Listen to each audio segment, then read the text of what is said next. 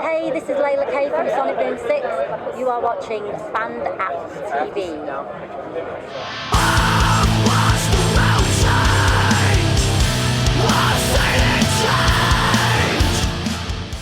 Alright, so it's Colin here from BandApp TV. We're here with Laila from Sonic Boom 6. Good afternoon. Hello, hi Colin. How's things? Good?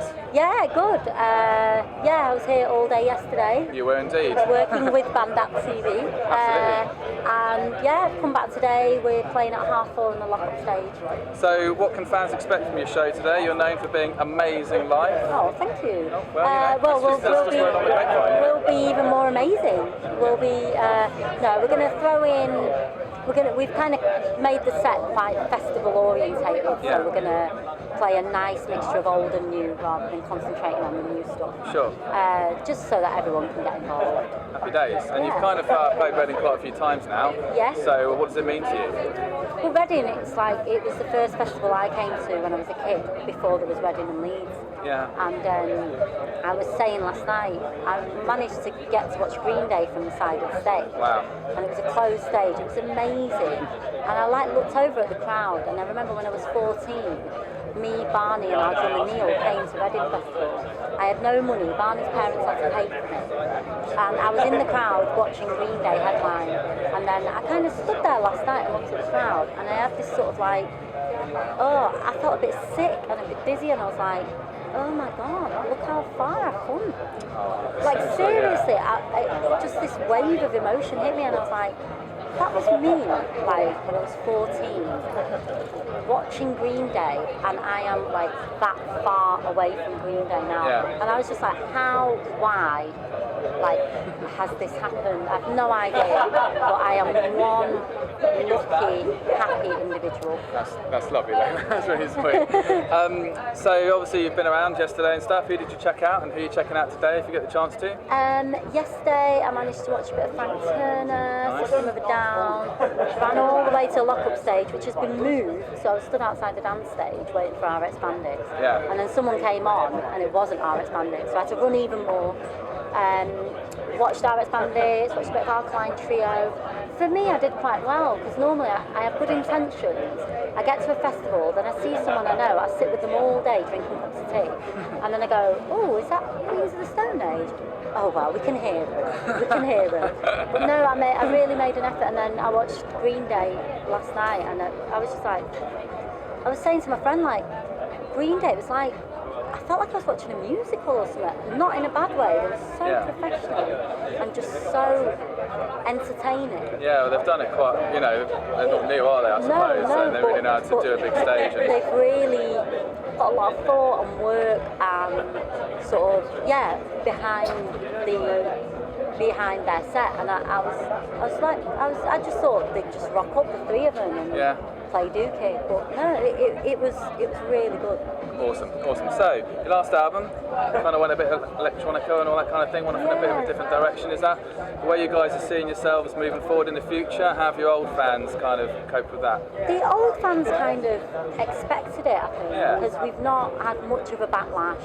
We were moving away from the kind of punk thing pretty much after the first album. I mean, with City of Thieves, we went all out, destroy your ears, get it out of our system as heavy as we could possibly be. And then with this album, we were kind of we wanted to bring in the dancey pendulum side to it, mixed with the sort of heavier skin dread aspects of it. But with the next album, we're kind of thinking we're going to go down the sort of ska reggae vibe. Oh, and are you working on that now, are you, as well? Yeah, we're writing songs. We're thinking I'm thinking kind of bouncy elements of Black Eyed Peas, but with Fugees thrown in there, and just a bit more bouncy, happy, with a message. That sort of pop sensibility in there and things like that, maybe. But without thinking about it too much. It's sort of Barney put it really well. He was like, we've got to imagine ourselves that we've been pushed on to the main stage of Reading Festival, the sun is shining, what would we play? Absolutely. And that is going to be our next album. That's a really good way of looking at stuff. And you're on tour with Hadouken as well at the end of the year, I believe, Not wait. When's that? It's October, isn't it? End of October, beginning of November. But we're such a weird band, we toured with the Blackout and it was great, but we stand out But Hadouken were the only band we played with where we made sense. We completely fit that puzzle. Yeah. And their fans, they just love to bounce, to sing along and sort of get involved. And, you know, it kind of, for me personally, I got off stage when we played with Hadouken and went, it's worthwhile to keep on doing this. You feel that connection as well. Yeah, I was like, there is a crowd for us, because you do, when you've been going as long as we've been going, you get to the point where you're like, you know, we're doing it for ourselves, but are we confusing everyone? Like, why aren't enough people getting it? Yeah. But then we played with the Hadouken's crowd and we're like, because they're all Hadouken fans. Brilliant. So what sort of tips would you give to new bands these days? Obviously, things have changed, the landscape, particularly over the last few years and stuff. What can you offer those guys as good tips?